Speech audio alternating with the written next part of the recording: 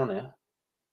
Hello and welcome to the Heart Now Here Spurs Fans Podcast, a podcast from a bunch of yids to all you yids around the world. And we are here on this Sunday night, not feeling with the best of spirits because we are doing this just a few hours after another home loss that makes it only 3 wins out of the last 18 home games. That game was obviously a 2-1 defeat to Aston Villa. We're back after the international break, but not in a good way. But it's good to see the boys. It's myself, Kevin Dennis, TJ Smith, who's sorting out his internet. He's got a 56k dial-up, really. Kev, here he is. There he is. I think he's on AOL. Get that Lycos sorted, TJ. Get the Lycos sorted.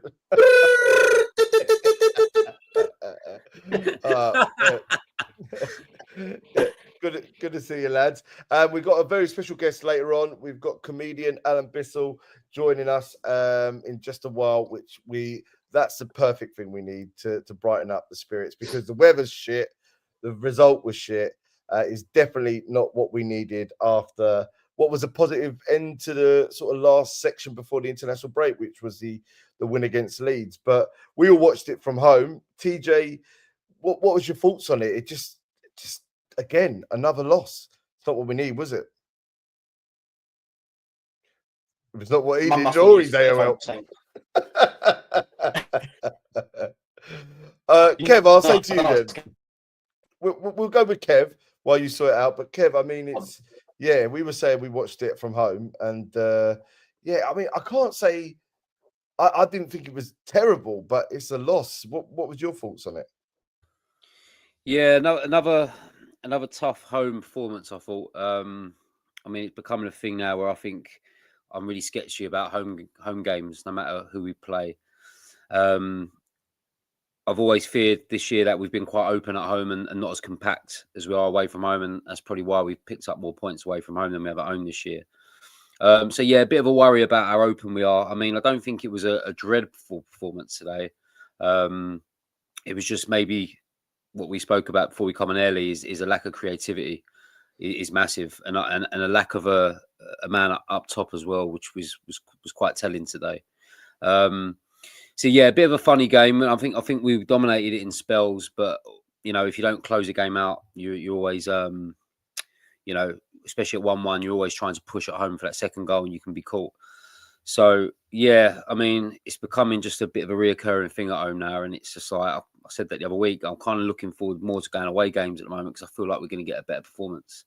But yeah, like in terms of on the pitch, yeah, a massive lack of creativity, and obviously we've got a player in there in Xavi who's supposed to be that man and really non-existent today. And you know, attacking from full-back positions, I thought that was quite nullified today as well. And yeah, a lack of a man up top. You know, I've said before, I don't think Tell's a forward. I think he's a wide player. You know, Richarlison can give us little bits here and there, but you know, I think we're really missing a Dom Solanke type to go up there, and it's a shame because you know a lot of people went out up there today in the pissing rain and watched that, and yeah, just a real shame that we're letting our home fans down who pay good money to go down there, you know. Yeah, I mean, it's weird because I'm looking at the stats here. We had a shade over 50% possession, so we had 52.8 to their 47.2. We had 9 shots against their 8, 3 on target against their 2. Touches in the opposition box, we had 27 to their 8. Goalkeeper saves, Martinez had to make 2. Vicario made none. 6 all on corners. We covered more distance. It's just, I mean, we had more expected XG. Again, however you want to take these things, it was all there in many ways, but the result. And TJ, I mean, we're talking about it as Kev says there. We are missing a striker, aren't we, in many ways, and someone else that can lighten the load of Kudus, who looks like he's the only one who's really going to get things going for us in an attacking sense. I just think if you look at what we've got up top, I don't know. By the way, I don't know if I'm going to cut in and out here. I've got fucking no idea what's going on. But you're all right, mate. Yeah, the weather's terrible, mate. So no worry.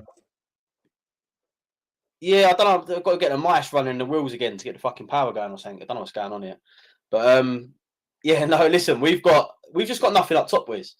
we've got to say how it is. We've like, if you look at the starting front four today, there's no goals between them all season, and that says enough for me. Like we're missing that number 9, like that like pinpoint striker. We just haven't got that at the moment. And listen, a couple of chances I think fell to a couple of players. Keeper done well to save them, but yeah, I don't know. I could see that coming today. I'll be honest. Like I started watching the way the game went out. I just could kind of see it happening.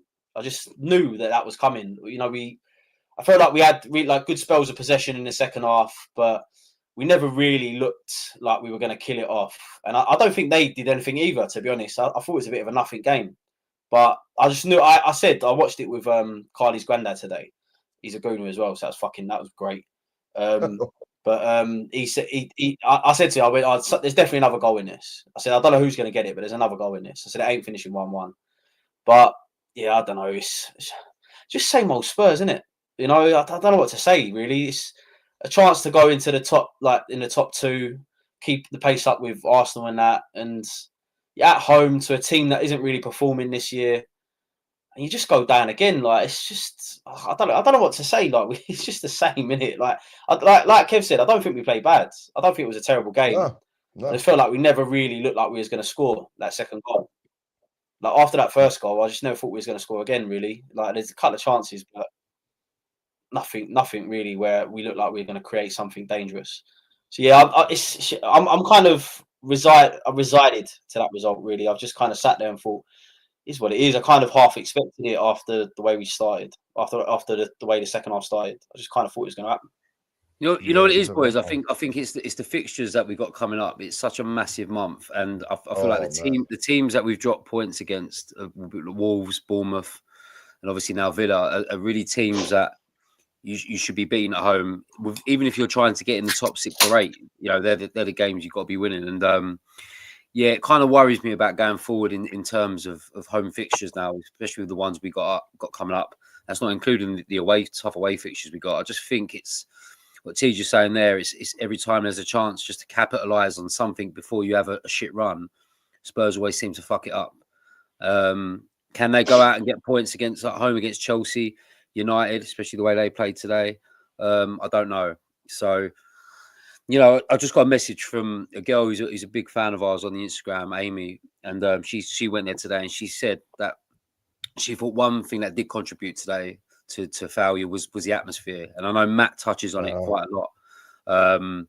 And kind of hard for me to judge sometimes because I sit in a bit of a quiet section, the family section, so I don't really get the gist of it. TJ will know more about the South Stand, but that's becoming a thing now where, you know, she's turned around today and gone, it was like a fucking morgue in there. It was like instead of a fortress, it was more like a kid's playground.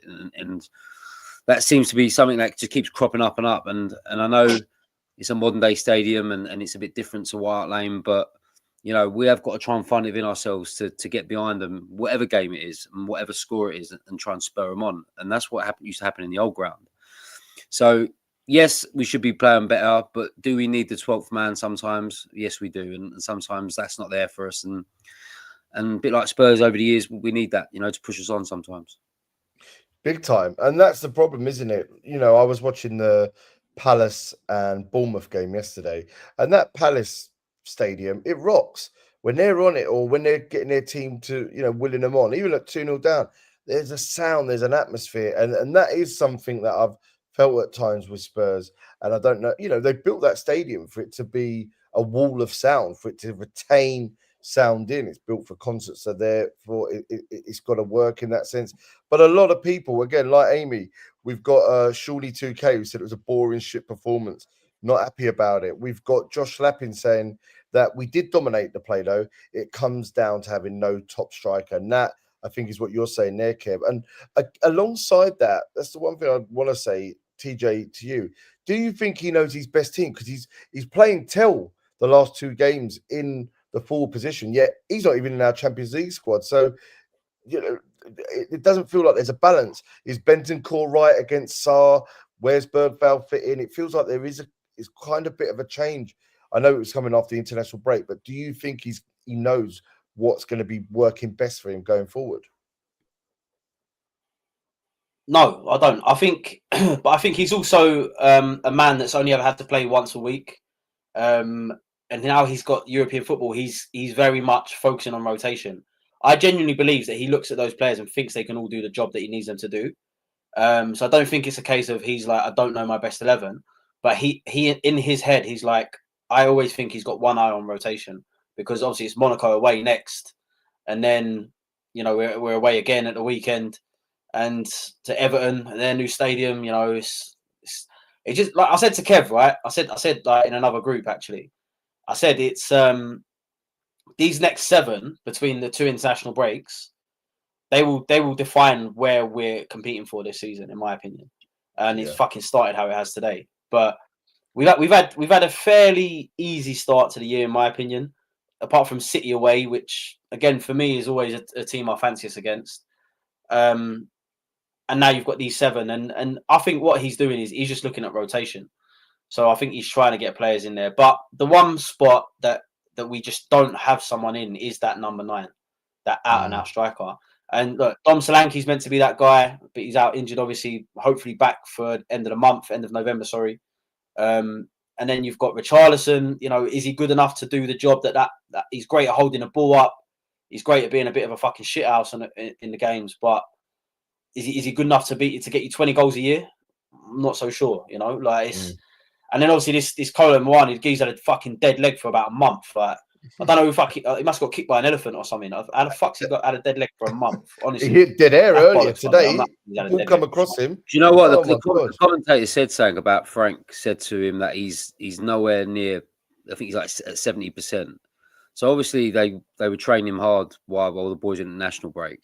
So it's obviously a fitness issue. The dead leg for me, I said last week, it's just a fucking cover up. He's not fit enough to play and not fit enough to press. And even in the bit of time he come on today, I think he found it hard to close down and press from left to right. So, that's one thing Solanke gives you. He gives you that engine. He is fit as fuck, and he is known as a pressing machine.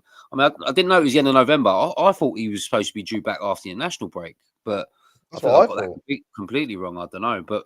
Yeah, Teja's right. That is a massive issue at the moment. And when you're playing a winger out there up top, doesn't really say much of Richarlison and Muani at the moment. So, yeah, we need Dom Solanke back absolutely pronto. Yeah, what's interesting, and Josh Lappin said it here, Bentancur should not be playing alongside Paulinho as they both do a similar role. Bergvall should be starting. It's a difficult one as well. Benjamin Haswell says, we played for a draw, starting Bents and Paulinho. Sarr and Bergvall wasted on the bench. And that's why I was talking about the element of picking who he needs. Bentancur scored the goal, Tej, but I feel he could have done better closing down on both chances. I'm probably being a bit harsh, but I think in his space, he's got to be quicker to the ball. Who would you start in those 2 midfield areas, like what Josh and Benjamin were saying there? I think it's a midfield 3, and I think you always have Paulinho at the back for me, because I feel like he's our best signing. Him and Kudus are the reason we're ticking at the moment, in my opinion.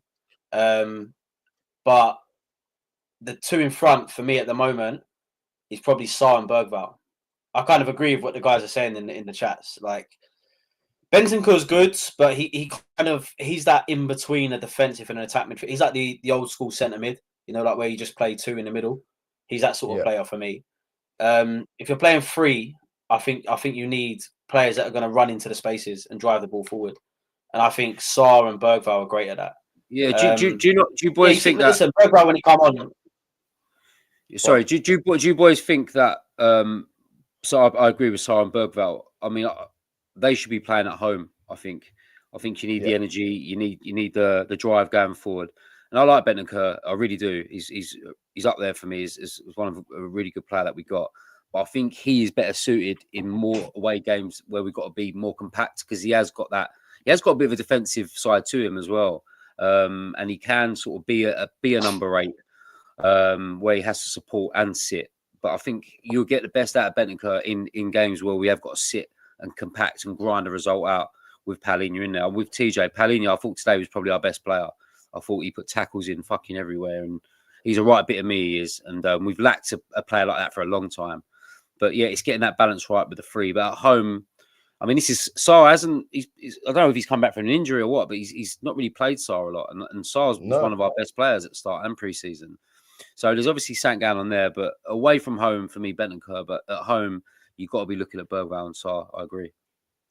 So stay with you, Kev. There, you saying your man of match would be Paulinho? Yeah. Yeah. And who would be your dick of the day? I don't know. I think a few players went missing today. My boy love this because I try and defend Tell and say there's something special about him, but I thought he was really poor today. We've lost sort of Spence going forward. I think Spence has gone quiet recently, but I don't know, dick of the day, because I thought their goal was a great hit as well. It was yes, he could have been closed down better, but I think if I had to give one to anyone, it probably would be the lack of creativity, and I'd probably give that to Xavi because he's in there for a reason. He did rat around a bit today, and he did try and get physical. He can't really tackle for shit because he's so small, but his intent is there. But I want him getting on the ball, and I want him making things happen. And how many times could he have shot today as well on the edge of the box? Just pull the trigger, and he's looking to dummy it and then play out wide. There's so many times he could have had a shot today, and I think today was a lack of creativity and a 9. But if I had to give it to anyone, I'd give it to Xavi. And Tej, where do you sit with man of the match and dick of the day? Same for me, really. I think Paulinho, for me, he's my favourite player this season. Kudus as well, but I don't think Kudus done enough today. But yeah, I think Paulinho just. I feel assured with him.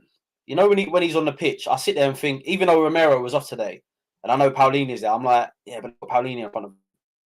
You know, he just cuts things out. He cuts play up and breaks it down quite a lot, and I love that. And I feel like he done that today. You know, yeah. do you know what, the Javi Simmons thing? Like, I'm not seeing the worth at the moment. You know, I'm struggling a little bit. Like, I've seen flashes of him, and you can see he's got the ability and the talent. Like, I've seen it a couple of times where like he drives the ball, little flick return, and I'm like, fucking hell, the vision that he had there was brilliant. But for the position he's in and for what he comes with, like the reputation he comes with, I'm not really seeing it yet. And I feel like we should be getting more from him at the moment. And I'm being a little bit harsh because I have seen flashes in the pan, but I've also watched games where he's given the ball away 6 times, 7 times, and for a creative player up top, that just kills the attack, and you automatically switch from being in an offensive mode to defensive. And yeah, so I'm struggling with Xavi at the moment. I feel like I want more from him. Like, I feel like I know he's got it, but I need it. Like, you need to give me that, mate. At the moment, I can't. I feel like I can't back you in conversations because you're not doing enough for me. And yeah, I don't know. I feel sorry for Tell. Like, I get what Kev's saying, but at the moment, I just don't feel like he's really playing where he should be, or he hasn't really got the rub of the green. He's not really been given a confidence boost by being put in the Champions League team. But yeah, for me, Simmons today is like the one. To be fair, and do you know what? I don't remember a single decent cross being put in either. I think the wing backs probably could a bit culpable for that. I thought Spence was quiet today. I thought Porro got mugged off a little bit, got bullied a little bit. But yeah, I think overall, I agree with Kev. I think the creativity is the main thing for me. Is what we lacked in this game, and that was Xavi. Yeah, I mean, it makes sense. And look, we've got Amy saying about Tell. Is he playing Tell because he's left him out of the Champions League? Being too kind, who knows? CPW1GK said 2 defensive midfielders in there with 4 at the back. It's like watching a Jose team at the moment. Sarr in the middle over Bentancur. Jason Mara said we've nailed it on Paulinho. Intelligent player. Wish our front line could be smarter. And now we'll ask somebody who's our very special guest to come on and give their opinion on what's happened today. It is a very good friend of ours, comedian Alan Bissell. Alan, how you doing, mate? Nice to have you on the show. Hey, gentlemen, you all good? Very good. Well, I mean, can you hear by me? the result, mate, we can hear you indeed, mate. But by the result, we're not doing too bad. All the better for seeing you, mate. I guess, you know, Kev and TJ spoke about their thoughts on the game and some of our great listeners and viewers. What was your thoughts on the Villa game today?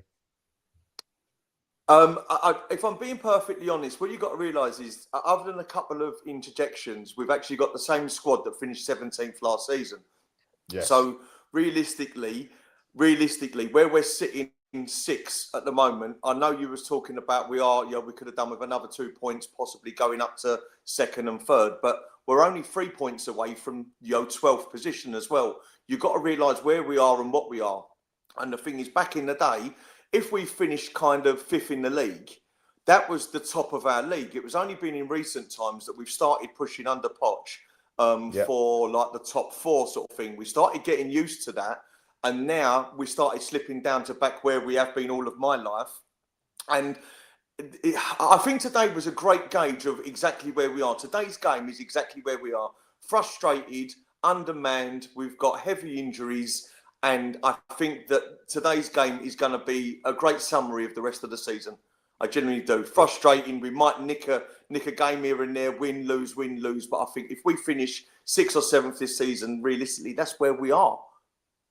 Yeah, I mean, and I don't think many people would be disappointed if we came there in many ways, because if you come from 17th all the way up to 6th, all right, albeit we were probably better than being where we were in 17th, but there is still a lot of talent that's needed to make this squad as good as it can be. And I guess, who sort of stood out for you today, Alan? Was there anyone in particular, like the boys said, Paulinia, or was there anyone else that you thought, you've done yourself justice today?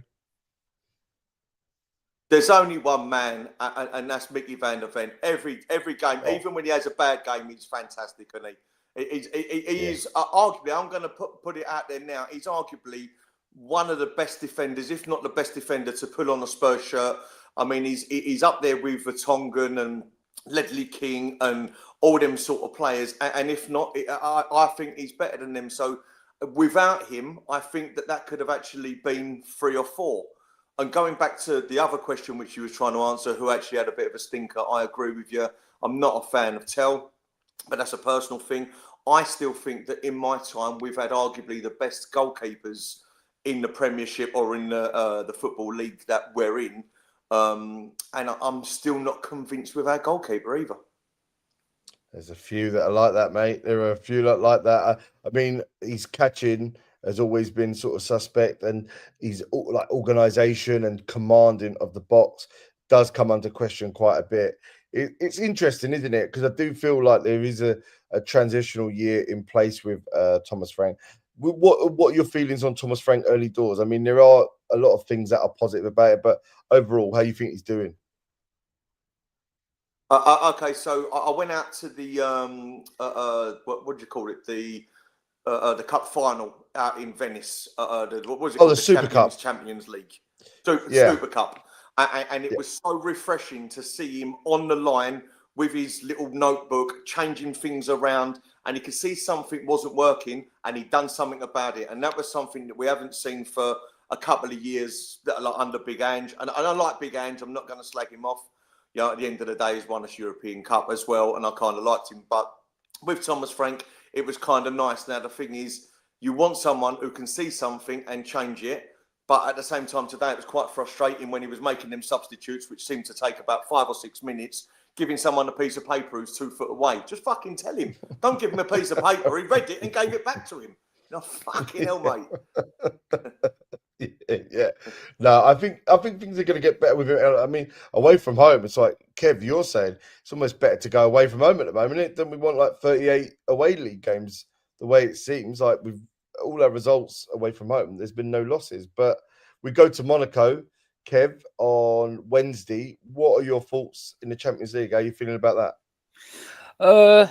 Don't know. They're the new manager syndrome. I think someone told me at work the other day that they've just sacked their manager, so I think they've got something new in there. So I mean, there's no easy game in the Champions League. I mean, you saw that with the Norwegian lot the other week. So every game's a tough game. It's the best competition in the world. The best teams, obviously, from them countries that finished in the table that year are in there. So it's always a difficult game.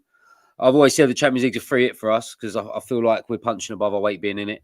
In terms of what we got in the ranks at the moment. But TJ saying a bit of an inexperienced manager in Europe as well. So I'm just, for the Champions League, for me, I'm just going to enjoy going to the home games, the boy enjoys them, all the fucking lights and all that. And then the away games are obviously what we do as the lads and go out on the piss and all that. So that's as far as I'm seeing with the Champions League. Any wins in that is a bonus for me, but it's a free hit for us, so we'll just enjoy it and we'll go out when we go out, and then we'll concentrate on maybe getting some stability in the league and being successful on the English domestic cup front as well.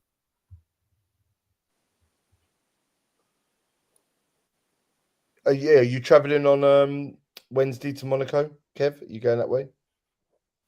No, I won't be doing Monaco. I'll be doing PSG with TJ. I mean, these away games we've got are not really the sort of fucking ones we fancy going to. Do you know what I mean? It's a couple of shitty ones, a couple of fucking expensive ones as well, which won't help before Christmas. So, no, we'll do PSG, and then obviously I still expect us to get through to the next part, and then we'll see what we got, and then carry on trotting across Europe. Then, yeah, nice. And I get, yeah, I mean, TJ, a big game is Everton. You were saying earlier on, going to their ground, it's not going to be easy. It's a new ground. They're not in bad form, to be fair. You know, losing to City away, although we beat them, it's always a tough place, so you can't really knock them. Haaland's on form. What do you expect us to do when we go to Everton on Sunday, isn't it? Sunday lunchtime. No, Sunday 4:30.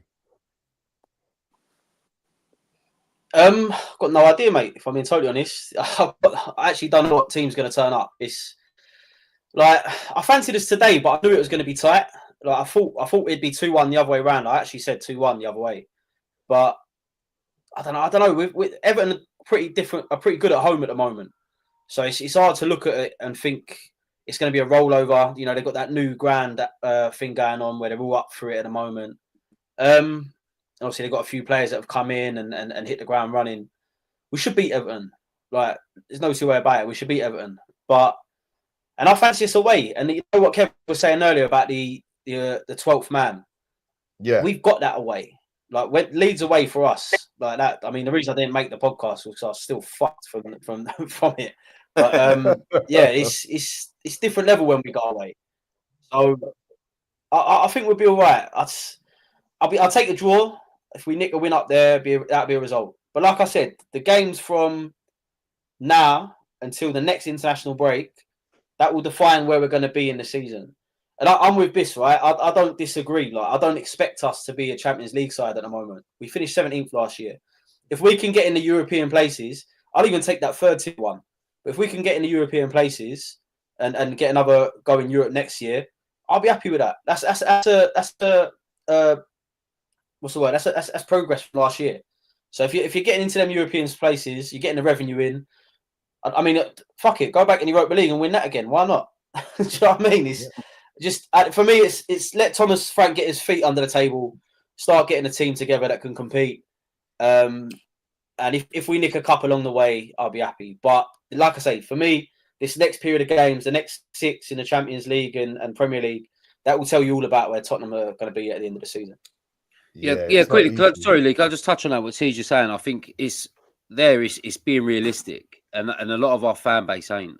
And Biss mentioned it at the beginning there, and T's just finished it there. Is we can't expect too much. We've got to realise what we are, what we have, what we're trying to build. But the problem is that we get a new manager in, we might sign the odd player here and there, and everyone thinks we're title winners, and it ain't like that. You've really got to fucking sit there and sort of realise what we have amongst the ranks in terms of the players, the inexperienced manager at this type of level in the league. So it may take a year or two, but if we've got to take a few bumps to get there, then do it. But the problem is people expect so much too fast. That's when fans start getting up. That's when the media jump on. That's how you lose managers. You know, the chairman's gone now. You've got fucking other people running the club. It's going to take time. So we've just got to fucking just chill out. I know we're paying our money to go down there and everything else, but it's what we are. You know, we've supported this team long enough now. We've been through worse. Do you know what I mean? Yeah. Through the fucking 90s and whatnot. We've seen some right shit down there. So let's just see where we are and try and build a bit of a foundation after that Bilbao thing and just see where we go. But not too much too soon is what I'm saying. Yeah, no, I agree. And I guess it weren't a bad performance today either. I mean, it weren't a bad performance. That's it. It weren't. And that's what I'm saying. Like, if you look at Alan, how do you see these next 2 away games? Because these are before the Newcastle game away, then it goes into Chelsea, United, Arsenal, PSG. What do you see coming out the next week with Monaco and Everton? The one thing I was looking at is, again, exactly just reiterating what you boys are saying. Going up to Everton's going to be a fucking nightmare because they've got the new stadium. They've got that little bit between their teeth, and getting a result up there is a draw. You get a draw up there, you can walk away with your head held high. Listen, anything more than a draw is a bonus. But I was just looking. We've got, I think Kulusevski's due to come back. Solanke's due to come back, and Bissouma as well. They're coming back like the middle to the end of November. Only because I'm Googling it right next to me at the moment, not because I fucking know. But just looking at that, and I know one player don't make the team, but at the same time, if you get that interjection, because I know when Kulusevski's fucking running down the wing, some people like him and some don't. But what he's doing is taking a couple of players out the way. So if you've got that interjection there, you just need someone with a bit of bollocks, someone who's actually going to run at players. Then players around them start going, oh, hang on a second, we can start doing well, you know? So who knows with Tottenham? Listen, we can have the best team in the world and fucking lose, and have the worst team in the world and win the UEFA Cup. Yeah, it's a fair point. And look, I mean, it's going to be a journey, as you're all saying, and I think we've just got to see where it goes. It is going to be a crazy 6 weeks, even with the international break before and after it. But that's the beauty of supporting this team. It is a roller coaster, and we're all here for it. We are a champion in Europe with the Europa League, and we're in the Champions League, so it's not the worst. And as we say, didn't go out there today and feel like it was all in vain. I just felt, we know there's that little lack of creativity. Once that comes back, once it's added to over time, January hopefully, then I think we'll start to see things really get modified under Thomas Frank. But there's also a lot of players doing things in other areas. Mikey Moore, he's not had the best time at Rangers at the moment, not individually, but as a team. They're low down the Scottish Premiership. They drew yesterday, but Mikey got an assist in their 2-2 draw. So that's a positive for him. Is he on loan? He's on loan. Yeah, he's on loan there. He's had a bit of an indifferent start. So he's been involved in things, but I think the fans, just because it's so disgruntled there, they've just been on everyone. They was on the manager, the chairman, they're on the players if they don't do anything right. He played in the Old Firm, which was before the international break, a couple of weeks before it. And he did all right. Do you know what I mean? But it's lovely to see him get an assist yesterday. Ashley Phillips, who's a centre back, who's never really played for us really, but he's been involved in Spurs for 3 years. I think he was one of the first signings when Ange came in. He's been at Stoke on loan. They won again yesterday. They beat Wrexham 1-0, and he played the full 90 minutes. But Jamie Donnelly is not getting time there. He's always on the bench. He's not getting any time. He's been an unused sub for about 4 games. So we'd like to see him get involved more because he had a great season with Leyton Orient last year.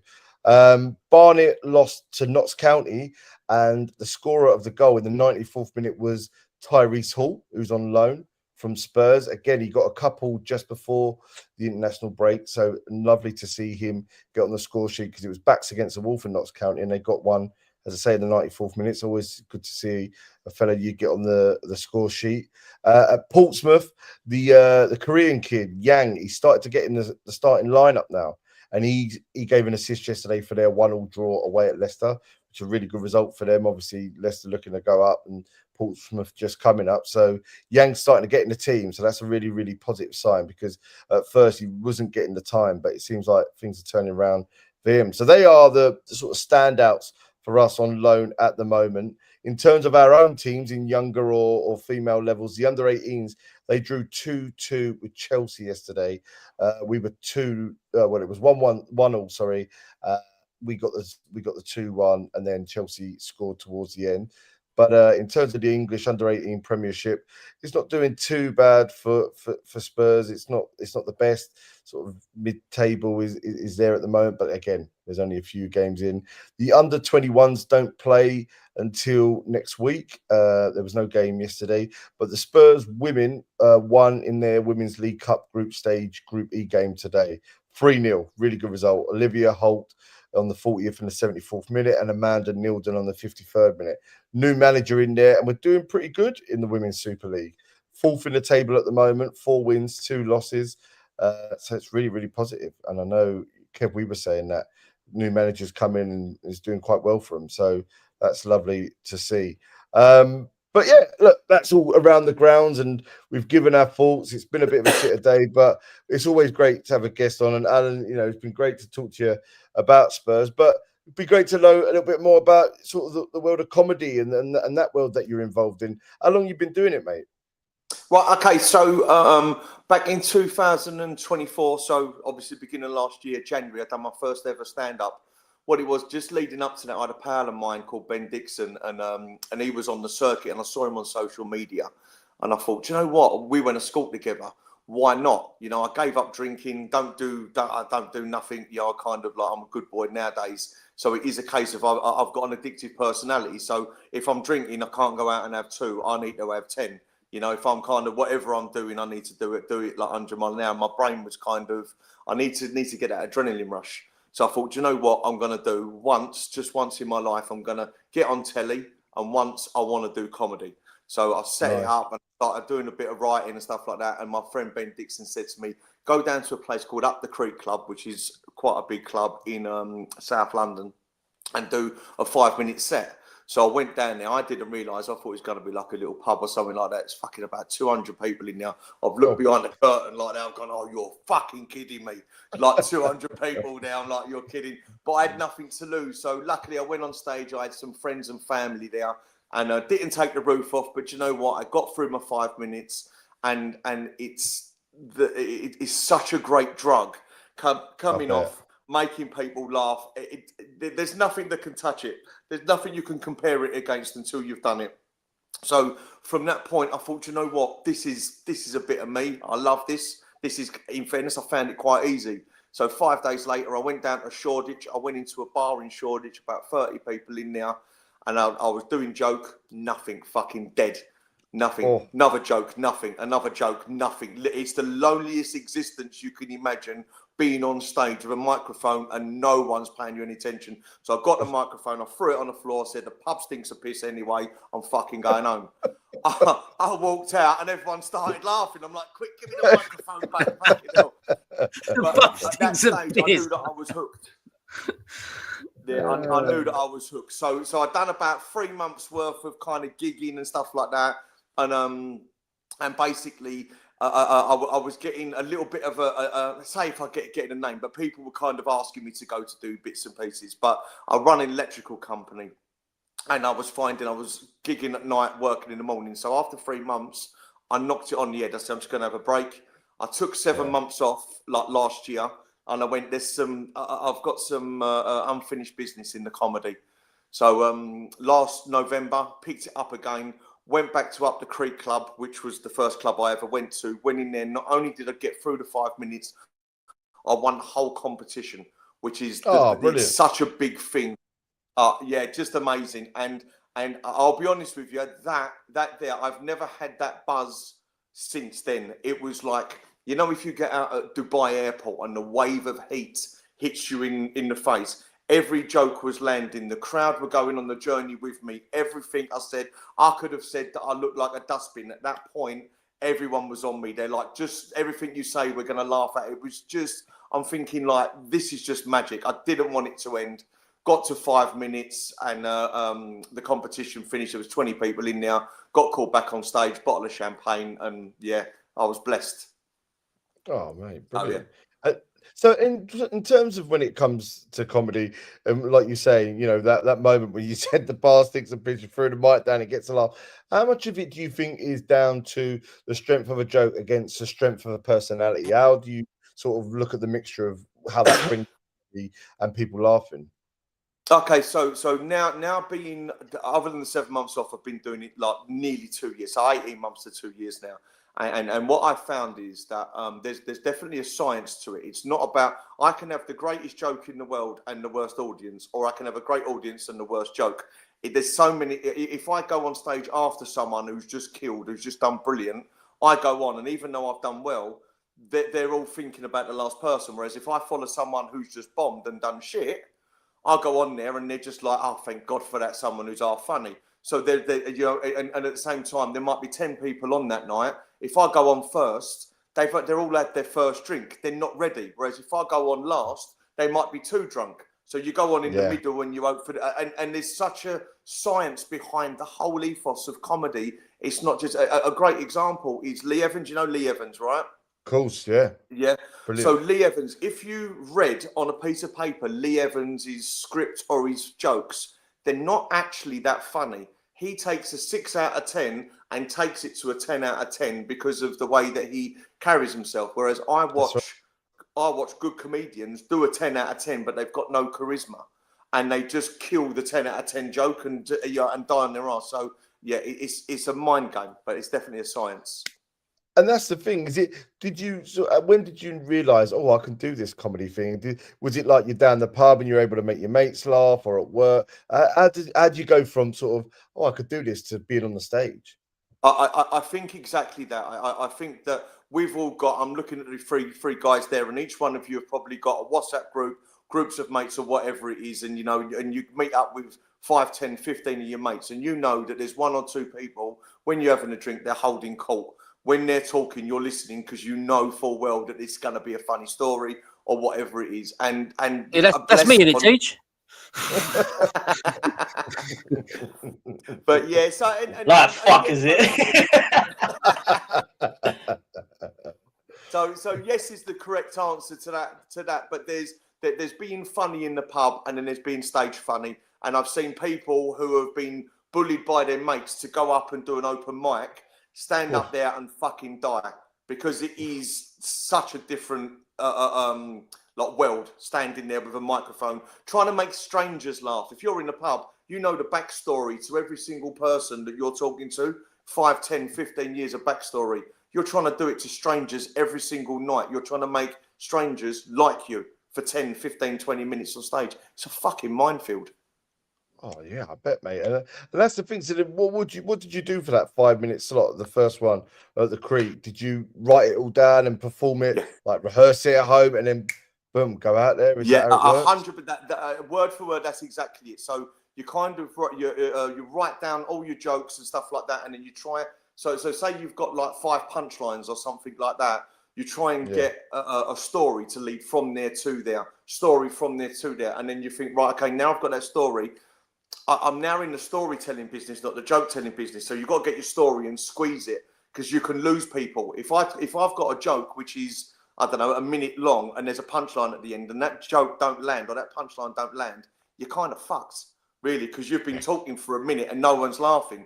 So I done a class probably about, I think it was February, March time, over in South London, and I went over there every Monday night, and the guy was telling me, look, we're in the joke telling business, not the storytelling business. And what you need to do, you need to kind of squeeze out all the shit. And he said, he said, do you like football? And I said, yeah. He said, the best description, if you're doing a 5-minute set, imagine at the end of every single minute, you've got an overhead kick. He said, but leading up to that overhead kick, you've got a step over. You've got your Rabani, you've got a little, just little touches and stuff like that. So you're taking people on the journey, little innuendo, a little gag here, a little gag there. Then you hit them at the end of the first video, and then and you've got to be believable as well. When you're telling the same story every fucking night for like a year, you've now got to tell it like it's the first time you've ever heard it, and you've got to laugh with it like it's just come out your mouth, and it fucking ain't. It's horrible. Because that's the bit I've always found with comedians, like, because there is that natural element about it, like you say, you go from story to story. There's the giggles in between, as if it's sort of like making you laugh in between that. Like, is there anything, when you do perform, are you thinking things as you're performing those lines, those jokes that you've done again and again? Because is there things going through your head like, oh, they're different to last night, or they're different to last week? As you're doing it, like. Yes, is a simple answer, but that's only come with, I would say, probably in the last 3 or 4 months, because it has been parrot fashion. Remember that joke comes after that joke, after that joke, after that joke. And you're kind of like that. Once you're comfortable in your set, I talk with the crowd. That Kev came up in, bless, thanks so much. Kev came up to see me at a Jonglers a few weeks ago. And what I do, I don't speak to the audience like Paul Smith, the Scouse, or anyone like that. But I've got a leading question. I'll ask a lady a name. She'll tell me a name, and I'll say, that's the name of my ex-girlfriend. So I've now brought the crowd in. Now, the thing is, and I'll ask her, has she got any pets? Got a dog, got a cat, what's the name? Now, what I'm doing, I'm slowly, as a comedian, just dipping my toe into speaking with them without kind of going too far into it. But I make sure that I come straight back onto my set. So don't divert too much. But that comes with confidence and doing it repetitively. So wherever you go off on a tangent, you make sure you come back on your set and carry on going, you know? Amazing. And then when it comes to style and sort of people that you looked up to and inspired you, who are those comedians over the years that have made you go, like they made me laugh and I'd want to be a bit like them? I think that the whole journey. I'm 49 years old now, and so the whole journey through Tommy Cooper and the Goons back in the day, and then Billy Connolly, listening to stories. But then when I was young, Lee Evans, because he was throwing himself about. When I was a teenager, he was the funniest man in the world. And then you start kind of going in when Mickey Flanagan hit the scene 15 years ago. We can all associate with everything that he was saying because he was a local lad and a Spurs boy as well, which is a bonus. Right. Yeah. But yeah, so I kind of like that. And right now, for me, Kevin Bridges, the Scottish guy, I think he's absolutely amazing. You know, Lee Mack and stuff. So I think you take a little bit out of everyone. And as much as I really want to tell genuine stories, but I keep slipping back into this Mickey Flanagan-esque sort of way. And I've realised, as someone said, just allow it.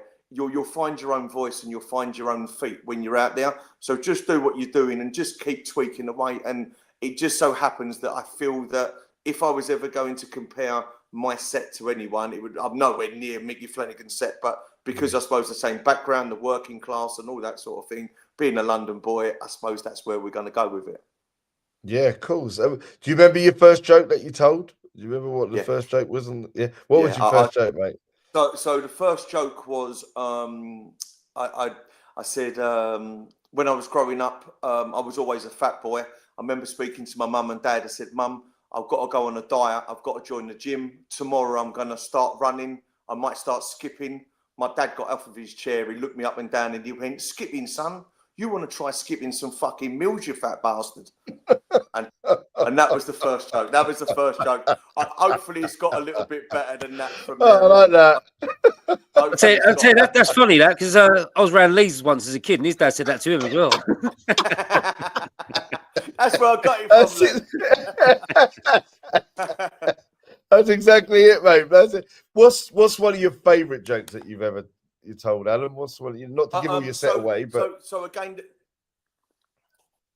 So there's one that kind of it lands 90% of the time, and if people are in the right mood and everything else, it kind of takes it onto another level. But if I go into London where people turn up on push bikes wearing odd socks and got beards, they don't like me too much, to be truthful with them sort of people. So, but there's a joke. Like I said, I speak to someone in the audience and I say, "Have you got a dog? You got a cat? Whatever it is."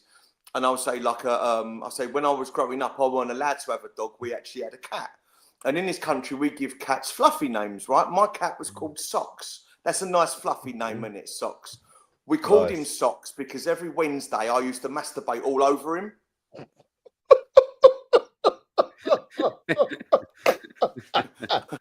And then we lost him in the washing machine.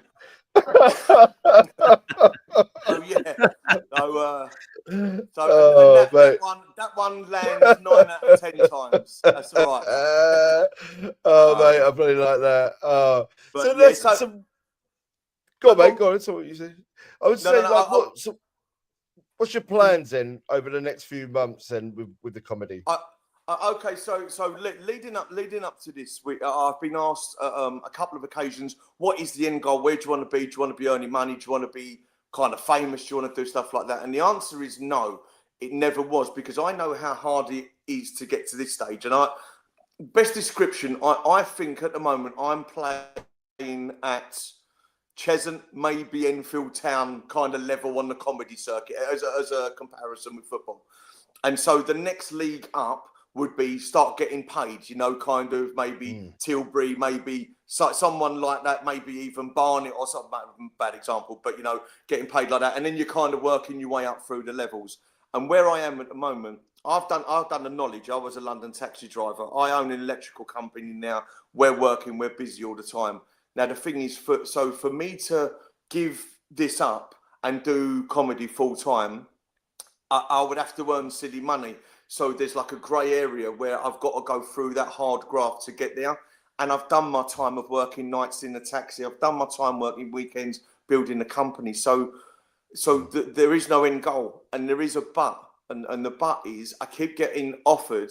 I don't know why or how, especially doing it. I've only been doing it the amount of time I've been doing it, but I keep getting offered pro gigs and like jonglers, and I've got a backyard comedy coming up. Christmas, I've got another pro night, and after Christmas, and at this stage, people are normally 4, 5, 6 years down the line before they even get asked to do that sort of level. So I'm not going to turn anything down, you know. So if it keeps coming in, then fucking take it, you know. Oh, mate, 100%. And how like do you utilize social? You know, comedy now. A lot of comedians, they utilize their socials, whether they tell jokes on TikTok, Instagram. How important do you see that? Is it something that you like to delve down and do? It was again. I'm 49, so I was very, very skeptical about doing it. About a year ago, my kids are kind of TikTok happy, and like all kids are. And when I started doing a few gigs and applying for them, they're saying, "Can you put a link to your socials?" And I'm like, "Well, I've got a Hotmail account." And fucking, I don't know, do I? So it was like, I ain't got a fucking clue. So then my son's kind of put me onto Instagram. And I started doing a couple of bits. I put a couple of little videos of me on Instagram and stuff like that. Started getting a few mates following me. But then when I started applying for certain gigs, they were saying, "Have you got any modern stuff and that?" So probably in the last couple of months, I've started actively going on there and like being on stage. It's nice to be liked. It's nice that people kind of go, "Oh, really well done," and all that. But all it takes is one bad fucking comment, and you're like, "Oh, it just ruins you," you know. But that's the world we live in, because some pricks sitting on their computer going, "You're fat, you're shit, I don't like that joke, you've stolen that joke," or whatever it is. And it's a mind fuck. You don't listen to the 500 good messages, do you? You listen to the one shitty one. That's always a way, mate. And I guess then when you're in these comedy clubs, like, what's the rapport like between you comedians? You all sort of get on, like, do you have a chat like before you go on stage or after the night's ended? Is there a good community? I was even talking about this last night. I'd done a gig down in Braintree last night, and it is. I thought there would be bitchiness amongst, you know, with the like actors and actresses and all that. You got to realise that these people who are on the circuit, they're doing exactly the same graft. So no is the simple answer. Of course, there's bitchiness somewhere along the line. But that's just life. That's nothing to do with being comedy. But what I do find is, say for instance, I was doing a joke and something like that, and it got a titter of laughter. When I come off, another comedian would go, "Look, I'm just going to say, if you said mum instead of dad, that would take that joke from there to there, because then you could," and I go, "Oh yeah, what a fucking great idea." So it's constructive criticism. And so not only that, I tell you what is great is that I've navigated towards a lot of people now who I probably wouldn't have navigated towards in normal life. Being football, we're all the same kind of beast. So when I started doing comedy, I've got Sikh friends, I've got people from Poland, people from Romania, I've got people from all over the place. But we wouldn't, there's no problem with it, but we wouldn't naturally have navigated. Whereas we've got the common denominator is that we all put our neck on a line to stand on stage to try and make people laugh. And it's fantastic. Oh, yeah, fantastic.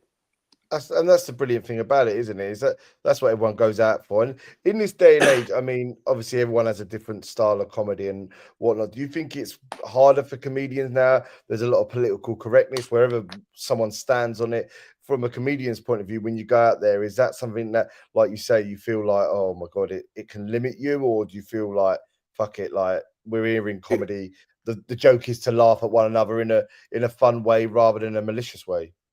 No, it's an actual minefield out there, and I've got a book where I kind of write stuff down. As soon as something comes in my head, I'll write it down. I reckon 90% of the stuff in my book I've written down is crossed out through fear of crossing that line, taking it to that line. But also, what is a blessing is that there seems to be a new wave of comedian, or old school comedian, if you like. I go down to Southend and your Shires, Hertfordshire, Kent, Surrey and stuff like that, where a lot of working class people have moved out. It's quite refreshing that a lot of clubs now are getting a second wave of, if I was to say old school humour, it's more not PC. You know, there's no racism, no sexism, but there's a little bit of effing, a little bit of jeffing, a little bit of working class course. humour. No Bird of Manning or Mike Reid-esque then, no? No, unfortunately not.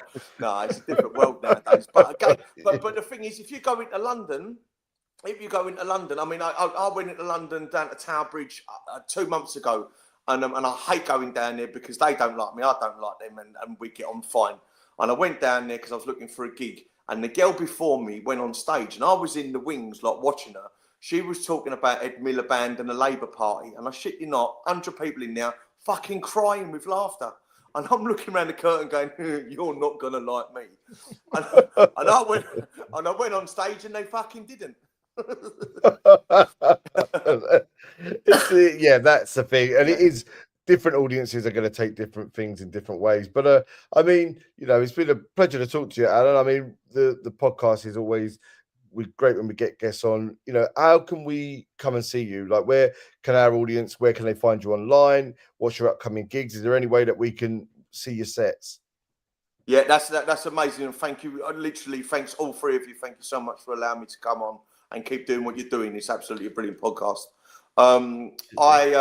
It's Alan Bissell, Bissell, 1976. No, it ain't. It's Alan Artek. A fucking idiot. Let me do that again. My stage name is Alan Artek. The stage name is Alan Artek, 1976. And that's my Instagram. And what I try and do, I try and put upcoming gigs on there, little skits of what I've done on there, the odd joke here and there, just to keep it kind of going. And that's probably the best way to go. So really appreciate the platform and thank you so much. Oh, mate, it's a pleasure. And our podcast, we're always proudly sponsored by Hotspur Heritage and Oxford Mush UK. Kev, TJ, always a pleasure to speak to you. I mean, I guess the best way we could end, Alan, have you got another joke that you could help us end this week's podcast with? That would always go down well on the spot this week. Yeah, make us laugh. This has been a shit day.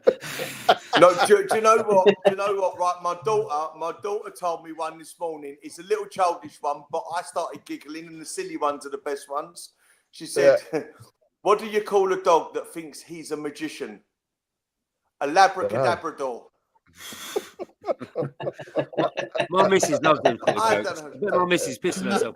Oh, brilliant.